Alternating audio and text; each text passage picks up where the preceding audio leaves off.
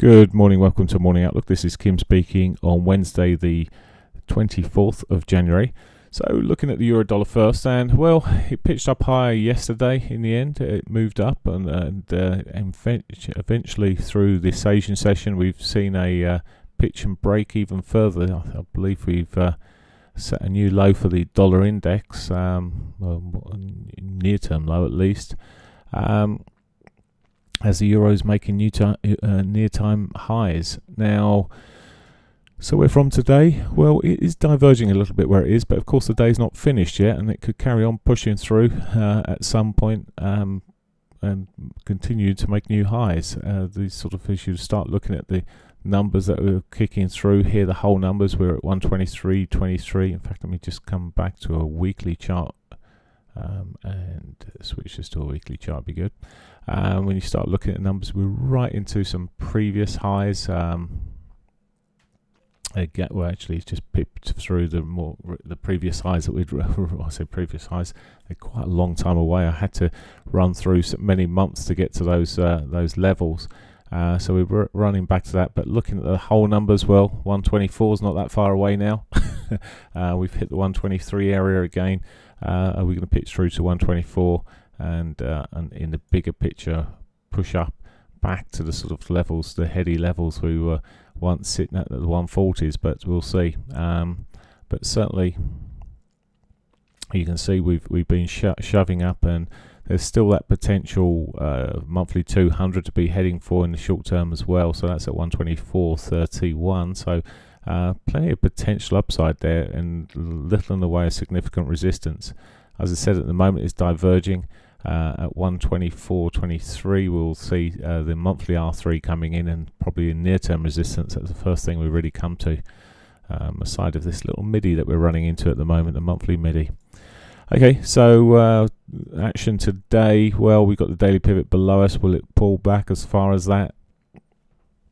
From where it's sitting at the moment, it's looking less likely. It's already hit its daily R1. In fact, it's putting in a bit of a sign of a bit of a hidden divergence maybe on this 60-minute. It's not finished yet. It may just pull back to those 60-21s. I will look at that sort of level if it does pull there, maybe as a first test of those for a long potentially. Just need to watch that this morning, and that could be a long. Now, just to remind you, tomorrow we've got the ECB meeting, and there's still Davos going on, so there's plenty of comments coming through at all extraordinary different times onto my system, which may see some unusual volatility through the markets. Okay, let's have a look at the pound, and well, let's go to dailies first. And again, been shoving up, just extending. Yesterday it managed to extend a little bit further, and it's pushing even further this morning, extending its move there already at 1.4. So 141 is the next sort of key number looking to the upside. Moment, as with the euro, just steadying itself this morning. It's not got any hidden divergence at the moment that I'm looking at here, but it is rolling a bit again. It's hit the R1, and the 60-21s would potentially make an opportunity, so buying on the dips. Well, there we go. That's what I'd potentially be looking at. If it just continues and breaks through here, there's little I can do in the meantime. It's a patience game today. Looking at the yen, and well, let's come back to the dailies first.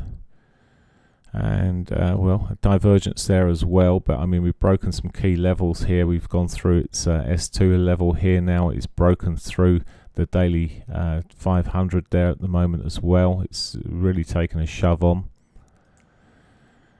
and well, looks like it could continue in this route, maybe due a bit more of a retracement, and we're seeing this on the hourly again. And once again, it's a similar picture that we could be looking to sell into the 60-21s with, in this particular case, as opposed to buying into the 21s.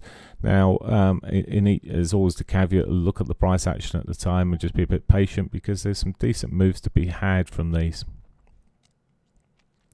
Okay, so little else to say there.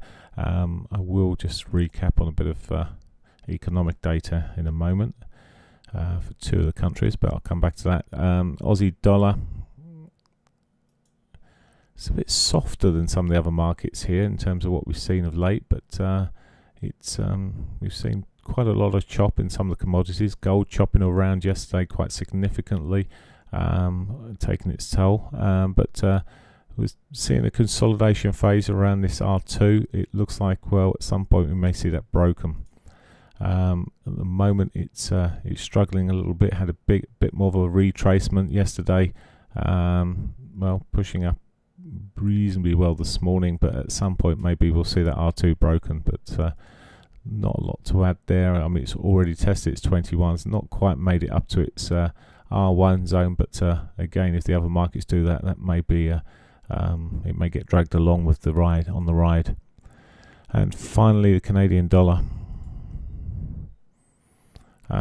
really sitting in this horrible chop, but it's starting to form a bit more of a pattern here as we got this sort of wedge pattern sitting here in a downward movement, and I'd expect generally in normal technical terms a break to this downside and a continuation at some point, but it is rather messy as it sits there. As I said yesterday, it still sits on this 4-hourly sort of zone. Coming back to the hourly as well, again, it's not really ever got particularly sold off here, and the RSI wise, it's not selling off particularly massively, not got down particularly low, and well, any retracement may give us a sell opportunity on it, but it is somewhat slower. It's a bit like the Aussie dollar is just holding back a little bit, but it's still got the opportunity to continue the push to the downside. Okay, that's pretty much it from the technical perspective. But as I mentioned, a bit of news we have got this morning at 8 o'clock and 8:30. We got the French and German flash manufacturing and services data out. That can create a bit of volatility, and if it continues to be good in this current sort of markets, we could just see the euro taking a bit of a lead from that. Also, we've got at 9:30 for the UK, we've got average earnings. So we've got the report, jobs report, then at 9:30 employment report. It'll be a key thing to be watching there is the average earnings themselves. As I mentioned, that's what the claimant could change a little bit. It's not going to make a significant difference, but those earnings is what the market's really focused on at the moment. Is it keeping up or or is it still really lagging inflation, which it is at the moment? Is it going to try and start switching that mode and catch up a little bit? Okay, that's it for me. Have a great day. Bye for now.